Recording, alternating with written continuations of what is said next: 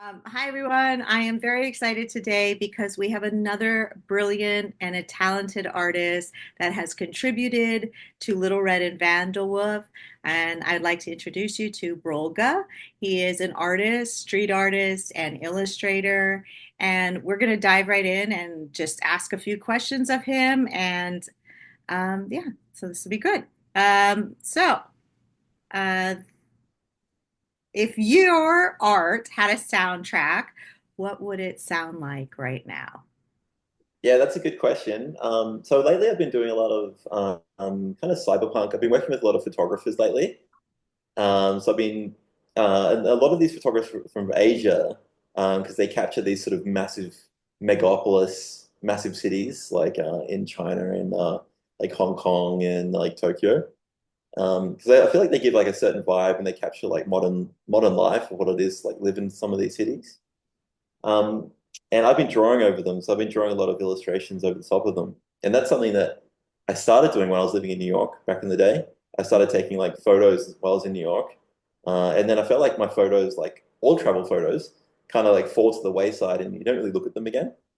So I found a way to to draw an illustration on them and then be able to share them on Instagram. Yeah. Um, and it became like a travel series, and that's kind of evolved into like working with like these really amazing photographers and drawing like as my characters have developed over time, like putting them on top of these really amazing photos. Um, so I think to match that, I'd probably it'd be like modern kind of like electronic, like minimalist, like electronic music. I think would match it. Yeah, Yes. And yeah. there's so much life in your work. It's just like it is alive. So I felt like this was such a fitting question for your work because it does kind of feel like it's you're looking at it and it wants to move. It wants to you kind of want to move with it because it has a beat or a rhythm to it when I look at your work. Oh, that's awesome to hear. Yeah, that's what I'm going for. I'm trying to create something that's alive, I guess, and not too static. It's definitely not static. Yeah, that's good news. Um, so how do you see your background in illustration influencing your abstract pieces or vice versa? Yeah, so I do like a lot of illustration work in my day to day. Like I do a lot of like illustration commissions, Mhm. and a lot of that is like client based, so it's a lot of feedback and stuff.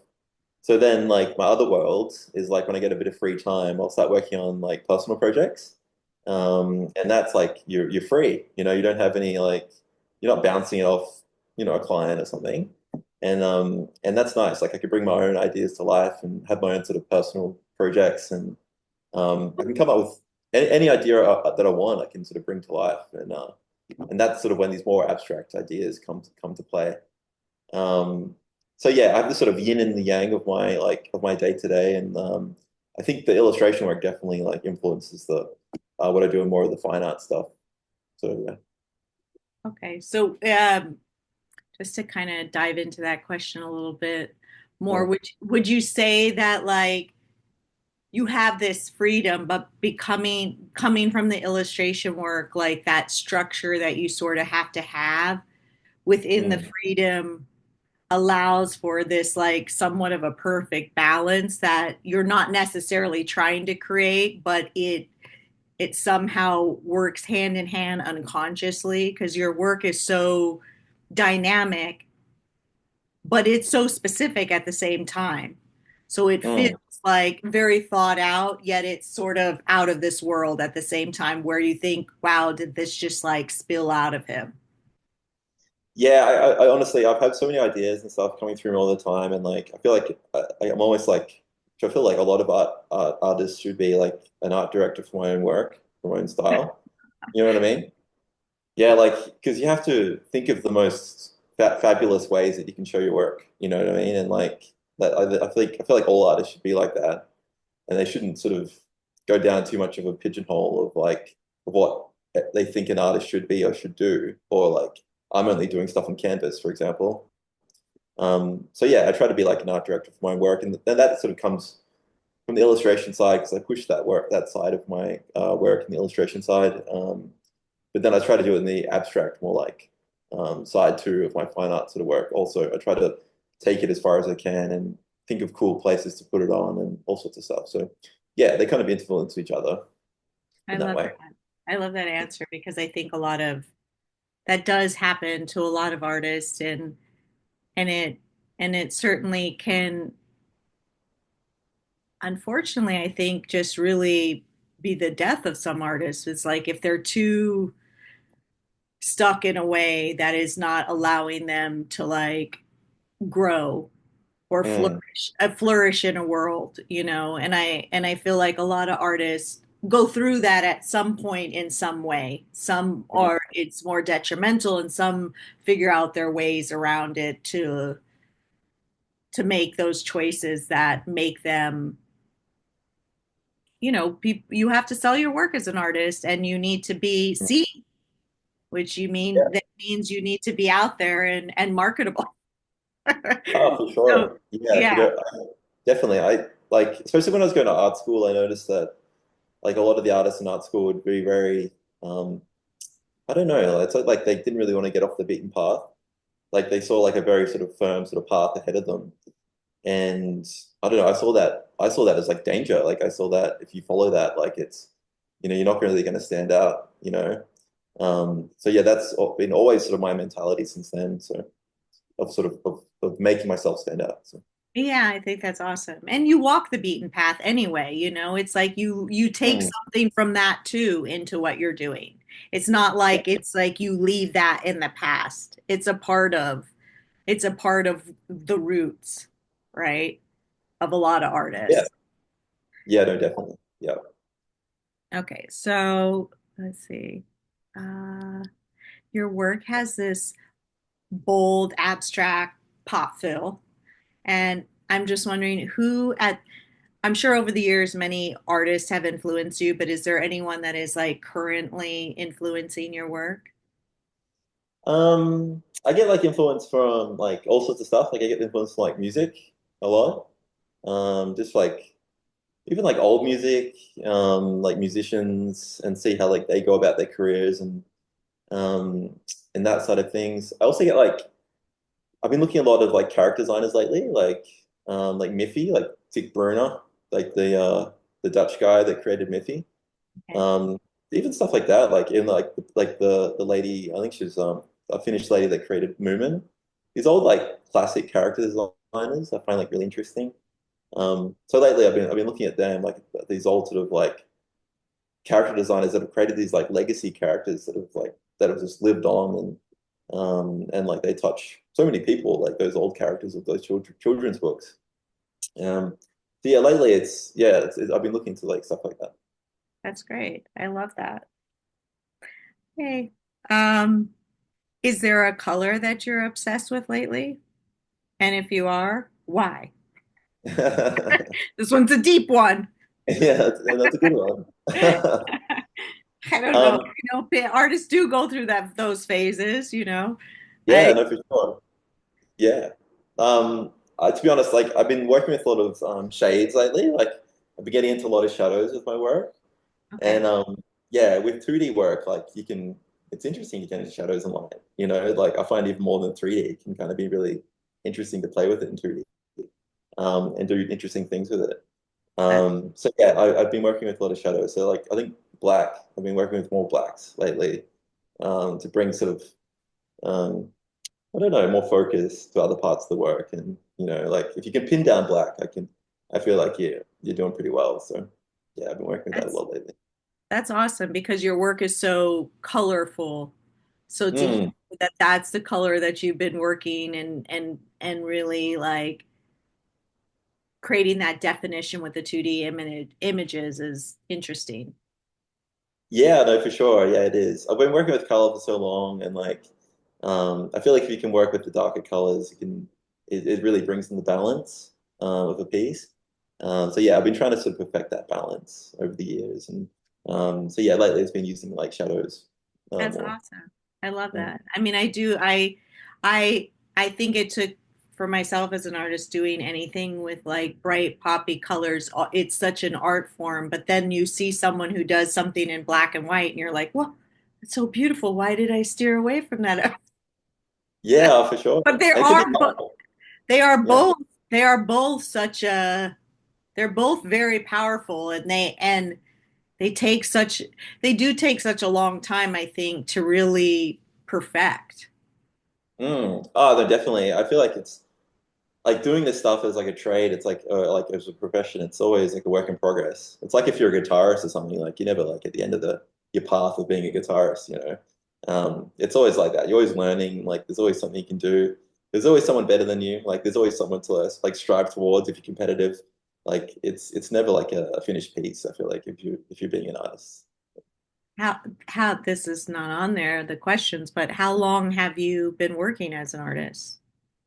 Uh, I think like it's hard to pin it down. Is he like I started um I was a graphic designer before all this, and I started that kind of like early 20s. Mhm. Um like I've always been drawing, but like I was in my later 20s when I started like going to art school and kind of hooked in and um went all in, you know. So yeah, I sort of pin it down to my late 20s when I started. So I've been an illustrator for 9 years now. Like I'm 38 now. So Okay. yeah, I've been an illustrator for a while now. It's really gone fast. But yeah. That's pretty good. That's not like, I mean, you've achieved quite a bit as an artist, and your work is very recognizable and in many cities, right? Like you've put your Mm, work in numerous cities and countries. So like yeah, you've yeah. achieved a lot pretty quick, I would say, because a lot of people, they're like 20-year, 30-year overnight success, right? Who all of a sudden start hearing about them or seeing their work. And then you realize, wait, they've been at it for such a long time. But that just goes to show you, because I always think like illustrator and artist, they're separated, but it's really, to me, like, I understand there's certain materials that you use as an artist that are different, right, than an illustrator per se, but there's that technique that you learned as an illustrator, that dedication, and just it's very specific, and I believe that it translating it to fine art is something that a lot of fine artists could learn from the illustrator. I don't know how to put it, but I think a lot of fine artists could learn a lot if they didn't separate that line so much, because I feel like there's a blurry line there. I don't know. For me, myself, Yeah. that's how I see it. I perceive it as a very blurry line that is almost imperceivable in some ways, but someone's trying to control this sort of definition between the two. Yeah, it is a very blurry line. I think like the art industry likes to create a line, because for whatever reason, you know Yeah, what I it's mean? so like, I think like maybe gallery owners, I don't know. I'm not sure. Like it's a industry thing. Yeah, I don't know. I think the only difference is that like as an illustrator, you kind of get like you're working with someone. It's a very collaborative thing. Like you're often working with someone to create like an end goal artwork. It's a very right, collaborative thing. So you have to be very open and like to even changing your work. Like it's very hard for artists to like to take feedback and change their work. And it takes illustrators, some of them, a long time. Like depends on your temperament to be able to like go, yeah, like I'm happy to change these things in this artwork to create like a end goal and sort of get to like a collaborative sort of solution. Um, so yeah, I feel like that's the difference. I feel like fine art, like kind of like have more you angst. yeah, you can do your own acts, you can do your own thing, and like it's all your own ideas, and it's a beautiful thing too. Like you don't have to like Yeah, um, you just sort of it's your own free flow, and like it's whatever you're feeling. You don't have to like change it for anyone if you don't want to. right. So that's the beautiful side of creating fine art too. So Um, that's very true. It is true. It is nice not to have to listen to anyone and just, do your own thing. And I think you can do that in illustration too. I mean, if you're not working for a client, but at the same time, the art world, if you've done a body of work, they'll bring your illustrations in, right? They'll bring those in too, and they'll show the roots of it. But Yeah. without that, they're they're less prone to. Um, Yeah. But just to add in, like, I feel like illustration can be like a dirty word almost in fine art. But like, there's a bunch of it is like, but there's like Andy Warhol was an illustrator. He I started out as know. an illustrator. Yeah. There's a bunch of fine artists that started out like that. Yeah, I don't know. It's just interesting to know if you go back and like and see these people's careers, like how they started and stuff. And yeah, it's interesting. Yeah, absolutely. Yeah. So coming from Australia to you and being in Australia right now, he's at 10 a.m. right now, a little after 10 now. Um, do you think how does Australia like influence your work? Like where would we, if we were to look at it, where are we seeing your environment in your work, or is there a place? Yeah, I was having a think about this. And I feel like everyone's very global these days. Like I feel like since the internet's kicked off and like maybe Instagram and everything, I feel like everyone, including artists, it's more a globalized thing. All our influences and the TV shows and everything we digest. It's very global, and less insular than I imagine it would have been back before the internet. Um, so yeah, I don't know if there's how much of my like, Aussie like influences and culture come through. I'm sure they do somewhere. But I don't know. Like I'm sort of I feel like I'm a product. I've lived overseas in a bunch of different places. Like I've lived in Japan and I've lived in New York. I've lived in Canada, and I've done a lot of traveling in my earlier years. So I feel like I'm a product of all of that. Like it's there's some Aussie culture mix in there, but it's a lot of stuff that I've picked up along the way too that I'm showing. Um, so yeah, I feel like it's a bit of a mix. That's cool. And where's your favorite place that you lived outside of Australia? I think probably Tokyo was probably one of my favorites. Yeah. Yeah, I was living with, my like a couple of my best friends were there at the same time. It was just an amazing time. Like, we were seeing a lot of live music, a lot of like rockabilly shows, and we were throwing parties, and like it was just yeah, it was a really cool time to be in the city. That was around about 2012. And New York too. New York was amazing. Yeah, I was living in Brooklyn at the time, and like right there in Williamsburg. Yeah. Um, and yeah, that was an amazing time with all the street art. Like I was having a revolution at the time, with all the murals and everything going up, and all the street art in the neighborhood. Yeah. So yeah, that was another place I really enjoyed living. It's awesome. It's wonderful that you have that. I think traveling is such a important thing for all artists because those experiences, like you said, at some point you kind of just become the multitude of cultures that you've experienced over the years and the worlds and the people that you've crossed and throughout your lives sort of somehow pop up in your work, but you can't necessarily always pinpoint what's what unless it's something very specific that you're working on. But I think that it just deepens the experience in some way for the viewer when someone has had that experience because in one way or another it's a shaping what you put out there as an artist. Yeah, no, for sure. Like I look at other artists, other Aussie artists, and they're very Aussie. They might show like the local houses that they're all over the place, or they might show like landscapes and stuff. Um, but yeah, I don't know. For me, it's a little bit different for some reason. Like God knows why. But yeah, like I show something different entirely. Yeah, so Well, yeah, I you're think it's good yeah, thing you did. yeah, no, for sure. Yeah.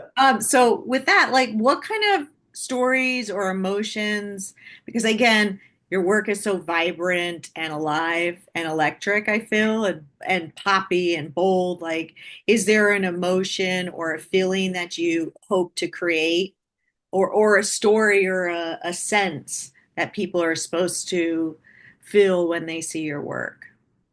Yeah, I was thinking about this question when you sent me the questions, Mariah. So I do a lot of work overseas. Like I've started doing doing work in China and doing like a lot of sculptures in like a lot of really large scale sculptures. It's like some of them museums and they show up and also like outdoor installations and stuff. Um, so I've been thinking about this question a lot, like just internally, and like I kind of want to be able to speak across cultures. Like Cool. that's like I think art has this way of being able to sort of cross sort of cultural and language barriers and be able to speak to everyone, you know. Um, so yeah, I wanted to be able to make work that yeah, it speaks to everyone. Like it's like that. So what would be the universal whisper if there was one? Is it like just like a feeling of hope or joy or playfulness or Yeah, I think it's honestly it's like it's the like the maybe the modern human condition. It's like everything we have to deal with and like okay. as living in a modern world. And that's the good and the bad. You know what I mean? It's everything that we have to like handle and deal with is living in this world. We have the same brains as we did probably, maybe 5,000 years ago, but we're handling this sort of modern technological world we live in. So, um, yeah, that's kind Overwhelming? of what. So this could be like somewhat overwhelming. It's like your eyes are very big at everything you're seeing and taking in. Yeah, exactly. It's all of that. It's like yeah, it's all of it. It's like it's the whole existence of our day to day. Living in a big city and like what we go through with media and culture and politics and like it's everything and the stuff we get marketed of like food and brands and like like it's like a very materialistic sort of culture. Like it's everything that's sort of fed through us if we like it or not. Yeah. Um, yeah, that's kind of what I make. Like, for example, I've got a piece here, and like, I don't know if you can see this. Oh, it's blurred. Sorry. Yeah. Anyway, yeah, it's like I've got the blur on, but it's basically a Okay. character, and I can put It's everything I want within the character. I can put all these themes within a character. uh, Um, and that's what I find so cool about, like these pieces, which you can't see. Sorry for the blur.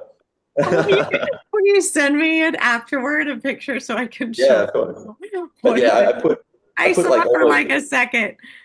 Yeah, that's all right. And then I put all those themes through my characters, and yeah, yeah. That's awesome. Well, this has been amazing, and I think like this is going to be so special for people who buy this book to be able to really like again, I wanted to give people something unique. I wanted it to be historical and present and memorable and educational and artistic all in one. And thanks to and authentic, most importantly, authentic. And with every you and everyone else that contributed, it does have all of those ingredients. And I'm forever grateful to you and to everyone else that contributed. I'm really excited about, the launch of this book. And I'll probably end this after that, unless there's something closing words you want to say on it. Is there any No, closing? I'm so excited to see how your book goes, Izzy. It's been a long time coming, and I can't wait. It's such a unique thing you've created, and it'll be so cool if it gets into the school system and it gets to educate some kids on this side Yeah, of the art industry. I think it's fantastic. Yeah, so I thank think a big you. congrats to you for doing it. Thank you. I'm excited. It's just like, oh, finally. But outside of this, I'm also doing something else, and I don't know if I'm doing something called Creative Fix, which is not a huge work in progress. It's actually like talking to creatives. It's like a class that I'm doing, but then also like these interviews like this, but it's coming more from like a global side, a cross cultural side. That's my company. It's called is Third Culture Creative. And it's wanting to kind of give artists little insights into how other artists have accomplished where they're at, how they've got to where they are now, like little road maps. Yeah. Kind of, and that's kind of what we actually teach it. I'm teaching a class. It's like a roadmap class and to help to get inside. And so I want all these other artists to show kind of their roadmaps. And listening to you, I mean, I thought this before, but I was like, well, I don't want to bombard him with interviews. But if you're open to another interview for that, I would love to do that. And that's something that it's not gonna sit on the shelf, I promise. This is not No, the of course. same type of Yeah. thing. Yeah. I'm doing interviews for the actual like launch of the class and also just interviews for like this YouTube channel that's going to go with it. So if you're open to that, like I could put together another set of questions for that for you to kind of look at and Yeah, I for think it would sure. be, I think you have so much to offer and things that you kind of said with being like, I'm the beaten path can, I think that that's something that I think a lot of artists fall into that trap No, and definitely. they stop exploring their potential. Yeah. I know, 100%. You know, Um, it's like yeah, they don't know that that's what they're doing. They're like literally putting a barrier in front of themselves. yeah, exactly. I feel like a roadmap is something that a lot of artists like, even if it's a very rough guideline, like I feel like it's such a mystery of creating like those stepping stones of like being like a beginner artist to like a mid-career artist or whatever. Like that's it's a bloody mystery. Like it's fog. Like you can't see for a lot of Exactly. artists. You know what I mean? Yeah. And Exactly. And yeah. that's what I want to. So the class is literally trying to help them create their own roadmap. And then Mm, listening to everyone is like, okay, how did this person do it? How did that person do it? And some people are just willing, just trying to, they're stuck. They've just like put themselves on the shelf. And they're like, mm. I'm not doing it anymore. I can't. So it goes from Yeah. like the beginner, the person who's just like I've completely stopped pushing them to get back into it to like people who are trying to go from mid-career to the next step, like where did I Yeah. go wrong, like where did I steer the ship wrong or whatever vehicle that is, and how do I get back there, or how do I like reignite my passion or deal with like the pressure of juggling life and art. you Yeah, know, 100%. all of those things are like the things that I want to kind of incorporate for artists in Yeah. this. And I feel like I'm finally, this was like my shift during all that time. I only have less than a minute, and if I conk out, I'm sorry. But this was like the shift after during that period of where I was like kind of really mulling on what I would like to do next and how I could reach people. And this is where I feel like I'm still doing the other, but this was like the next kind of step for me. Yeah, that's for sure. It'd make a really good podcast if because you know a lot of people, Izzy. Like you could Yeah, get yeah, like, yeah. a lot of like, really good artists on a podcast to to do something like that to help artists. I feel like Yes, it'd have a big appeal, I think.